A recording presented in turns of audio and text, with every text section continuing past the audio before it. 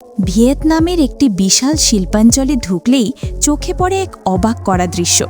চারপাশ জুড়ে সারি সারি করে রাখা অসংখ্য কলাগাছ। দূর থেকে দেখলে অনেকেই ভাবতে পারেন এগুলো বুঝি ফেলে দেওয়া বা নষ্ট হয়ে যাওয়া গাছ, কিন্তু বাস্তবতা একদমই ভিন্ন।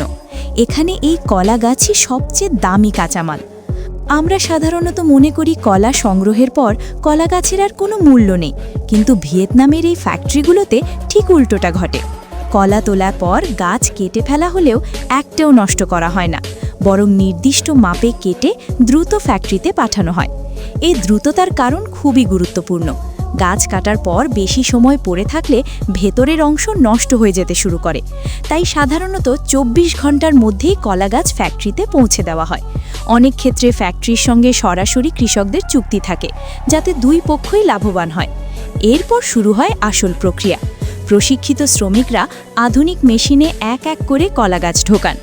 কলা গাছ আসলে বহু স্তরের তৈরি, আর প্রতিটি স্তরের ভেতরে লুকিয়ে থাকে সূক্ষ্ম প্রাকৃতিক ফাইবার।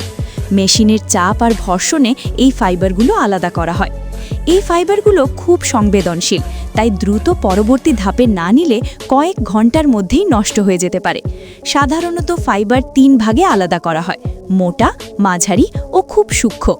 প্রতিটি ধরনের ফাইবার আলাদা কাজে ব্যবহার করা হয়। এরপর ফাইবারগুলো ভালোভাবে পরিষ্কার করা হয়। বড় বড় পানির ট্যাঙ্কে ফাইবার ডুবিয়ে রাখা হয়, যাতে গাছের রস, আঠালো উপাদান আর ময়লা পুরোপুরি ধুয়ে যায়। এই ধাপটি ভীষণ গুরুত্বপূর্ণ, কারণ ঠিকমতো পরিষ্কার না হলে পরে সুতা বানাতে সমস্যা দেখা দেয়। ধোয়ার পর ফাইবারগুলো হালকা করে নিংড়ানো হয়, যাতে অতিরিক্ত পানি বের হয়ে যায়। তারপর শুরু হয় শুকানোর ধাপ। অনেক ফ্যাক্টরিতে এখনও সূর্যের আলো ও প্রাকৃতিক বাতাস ব্যবহার করে ফাইবার শুকানো হয়। খোলা জায়গায় লম্বা লাইনে ফাইবার ঝুলিয়ে দেওয়া হয়, আর ধীরে ধীরে সেগুলো শুকিয়ে যায়। অন্যদিকে আধুনিক কারখানাগুলোতে নিয়ন্ত্রিত তাপমাত্রার ড্রায়ার মেশিন ব্যবহার করা হয়, যাতে সব ফাইবার একই মানে শুকায়। শুকানোর পর ফাইবারগুলো হয়ে ওঠে হালকা, মসৃণ এবং বেশ শক্ত। এই পর্যায়ে আবার মান যাচাই করা হয়। যেসব ফাইবার ভাঙা, অসমান বা খুব শক্ত, সেগুলো আলাদা করে ফেলে দেওয়া হয়। এরপর নির্বাচিত ফাইবার যায় সুতা তৈরির মেশিনে। সেখানে পাক দিয়ে শক্ত ও টেকসই সুতা তৈরি করা হয়। এই সুতা থেকে তৈরি হয় নানা ধরনের পণ্য। এর মধ্যে রয়েছে কার্পেট, যা এখন আন্তর্জাতিক বাজারে ব্যাপক জনপ্রিয়। এছাড়া তৈরি হয় শক্ত দড়ি, যা কৃষিকাজে, প্যাকেজিংয়ে এবং শিল্পক্ষেত্রে ব্যবহার করা হয়। অনেক ফ্যাক্টরিতে এই ফাইবার দিয়ে বিশেষ ধরনের কাগজও তৈরি করা হয়, যা নোটবুক, কার্ড, প্যাকেজিং ও ডেকোরেশনের কাজে ব্যবহৃত হয়।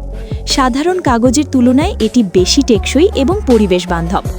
সবচেয়ে চমকপ্রদ বিষয় হলো, ফাইবার বের করার পর কলা গাছের যে অংশগুলো বাকি থাকে সেগুলোকেও নষ্ট করা হয় না। এই অংশগুলো বড় কম্পোস্ট ইউনিটে নিয়ে জৈব সার তৈরি করা হয়। সেই সার আবার আশেপাশের জমিতে ব্যবহার করা হয় বা কৃষকদের কাছে বিক্রি করা হয়। সব মিলিয়ে এই কলা গাছ প্রক্রিয়াজাতকরণ ফ্যাক্টরি শুধু একটি কারখানা নয়, এটি পরিবেশ বান্ধব, লাভজনক এবং মিলিয়ন ডলারের একটি পূর্ণাঙ্গ শিল্প। আবার দেখা হবে নতুন কোনো গল্প নিয়ে। ততক্ষণ পর্যন্ত ভালো থাকুন, সুস্থ থাকুন। ধন্যবাদ।